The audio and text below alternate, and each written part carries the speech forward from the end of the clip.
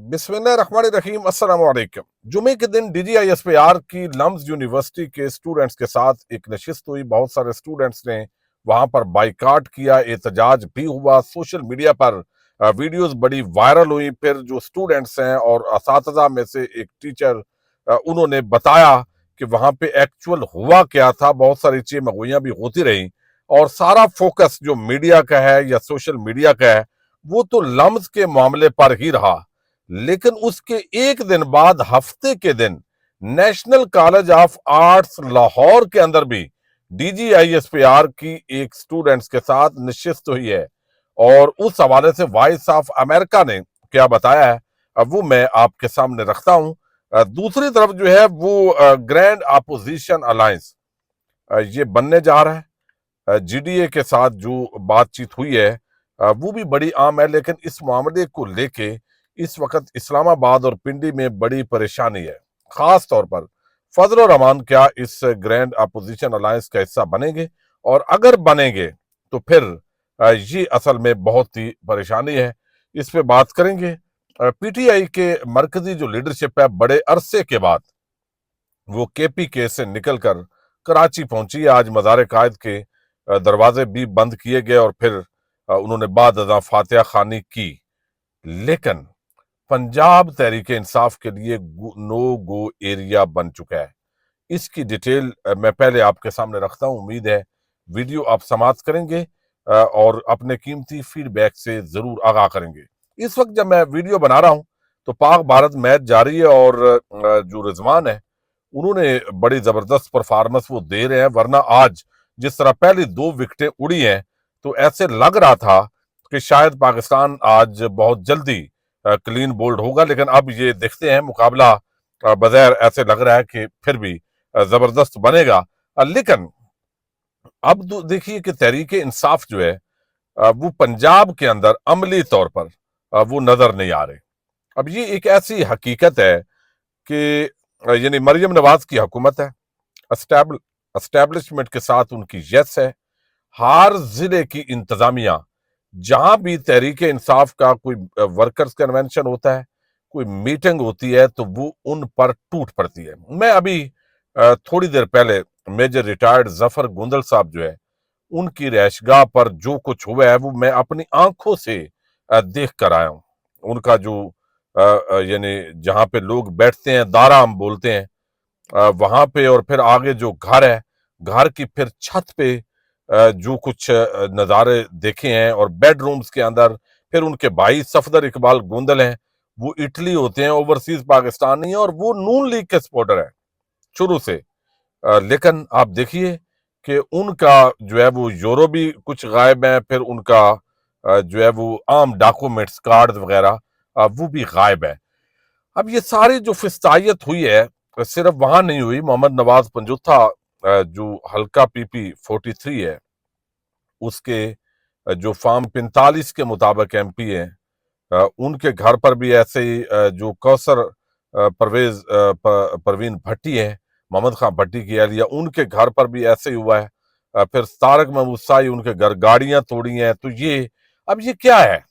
यानी देखिए, जमहूरियत, रूल ऑफ लॉ, आईने पाकिस्तान अगर तो एग्जिस्ट करता हो तो क्या ये मुमकिन है? और अगर ये वाकया हो जाए तो क्या ये लोग अपने ओहदों पे बरकरार रह सकते हैं? यानी इसका मतलब है कि रूल ऑफ लॉ नहीं है, पाकिस्तान में जमहूरियत नहीं है। अब ये जो हालात हैं, मुझे बताइए कि पहले लोग निकलते नहीं थे, चूंकि या तो इतनी बड़ी तादाद के अंदर लोग निकले कि ये जिधर भी जाएं आगे से आवाम जो है वो इनका भरपूर तरीके से इस्तकबाल करे। अब दूसरा, चूंकि थोड़ी तादाद के अंदर लोग निकलते हैं तो फिर इसी तरीके से जो लोग हैं उनके घरों पे हमले होते हैं। अब आज रावलपिंडी के अंदर एक वर्कर कन्वेंशन था तहरीक इंसाफ का, पुलिस ने जाकर साउंड सिस्टम कब्जे में ले लिया। सिमाविया तर और बाकियों ने चंद वर्कर्स से गुफ्तगू की। लाहौर के अंदर भी बहुत दौड़ लगाई हुई है। आलिया हमजा ने, खातून है, लेकिन चंद लोग हैं।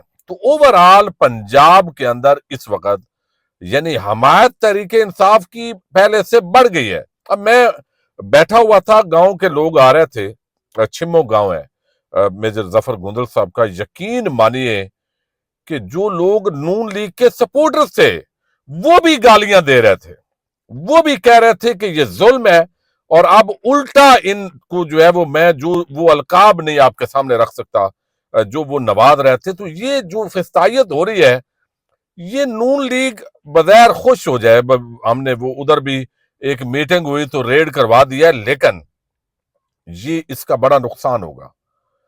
ووٹ کے یا تو انہوں نے طے کر لیا ہے، نواز شریف صاحب نے جو کمپرومائز کیا ہے، یا مریم نواز نے جو بھی، کہ ہمیں عوام کی ضرورت نہیں ہے، چونکہ ووٹوں کے ذریعے ہم نے آنا نہیں، ہم نے اگلی بار بھی ایسے آنا ہے، یہ علیحدہ معاملہ ہے۔ اگر تو عوام کے ووٹ سے اس ملک میں کوئی تبدیلی آنی ہے تو یہ سارے نون لیگ کو، یہ پی ٹی آئی کے گھروں پہ جو حملے ہو رہے ہیں، یہ نون لیگ کے منہ پہ تھپڑ پڑ رہے ہیں، یعنی یہ عوام کا اتنا نفرت اور غصہ ہے۔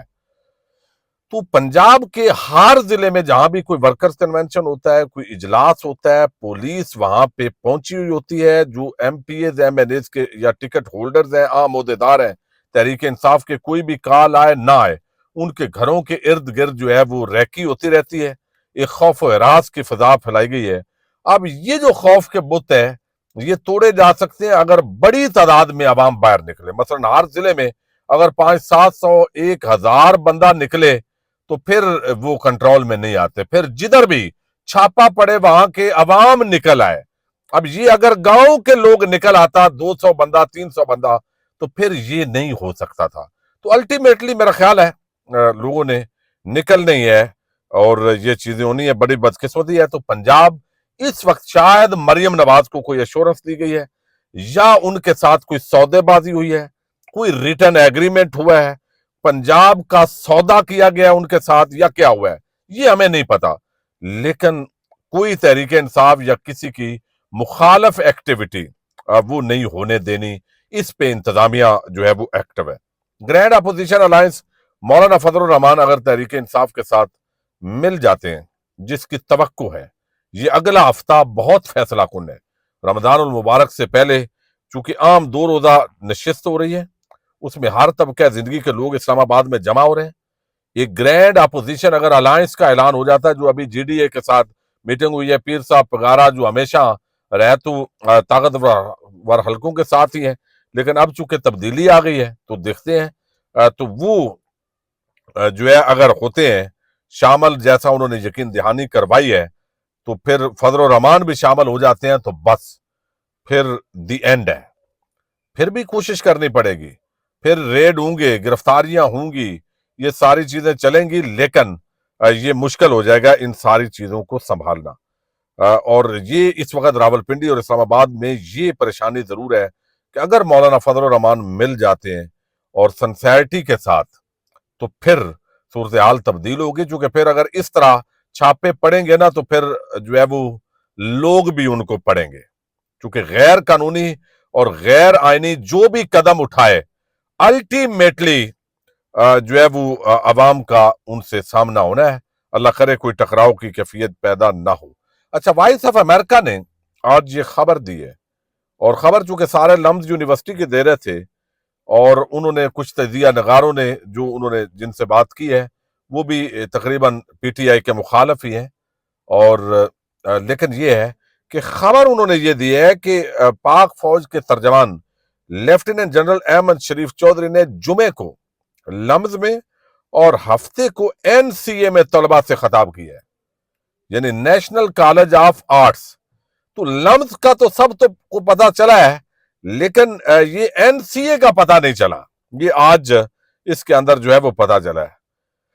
اب یہ جو کچھ ظاہر سوال و جواب ہو رہے ہیں، D G I S P R سمجھتے ہیں یا ہمارے جو ادارے ہیں ان کو لگتا ہے کہ شاید ہم اس طرح چند اداروں میں جائیں گے تو اس سے رائے عامہ بدل جائے گی۔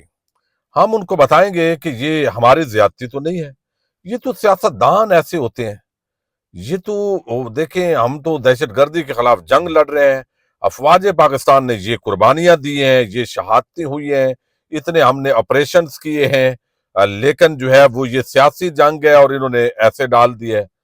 بھئی بات یہ ہے کہ افواج پاکستان تو سارا آنکھوں پر ہے، اور جو عام پاکستان کا فوجی ہے وہ شہید ہے، دہشت گردوں کے خلاف جو ہے وہ ایک جنگ شروع ہے. لیکن فارم 47 کی حکومت اس کی کوئی جسٹیفیکیشن نہیں ہے. پھر عمران خان کو ہٹانے کے ساتھ زرداری اور شریف خاندان کو پاکستان جو پچھلے 40-50 سالوں سے جو پاکستان جن کی وجہ سے آج مقروض ہے، جن کی کرپشن کی داستانیں دنیا کے اندر معروف ہیں، ان کو دوبارہ پاکستان پر مسلط کرنا اس کی کوئی جسٹیفیکیشن نہیں ہے. اور پھر کوئی پولیٹیکل ایکٹیویٹی ہو اور لوگوں کے گھروں پہ حملے کیے جائیں، عورتوں بچوں کو ہراساں کیا جائے، جیسے ابھی میں نے بتایا آپ کو منڈی بہاؤالدین میں ہوا، مختلف علاقوں کے اندر یہ ہو رہا ہے توڑ پھوڑ، یعنی الماریاں، فرنیچر، اور بڑا نقصان یعنی ہوا ہے. میں جو بتا رہا ہوں، گاڑیاں توڑنا، یہ جو غنڈہ گردی اور بدماشی ہے، اس بدماشی کا لائسنس کہاں سے ملتا ہے؟ چونکہ آئین اور قانون اور عوام تو یہ نہیں دے رہے، تو اس کا کیا جواب ہوگا؟ پھر اسٹیبلشمنٹ جو ہے اس کو چاہیے مکالمہ کرے، اوپن کرے، تاکہ یہ اوپن گپ شپ ہونی چاہیے. یہ ہے کہ کوئی سوال کرے تو اس کو یہ خطرہ نہ ہو کہ اس کو اٹھا لیا جائے گا.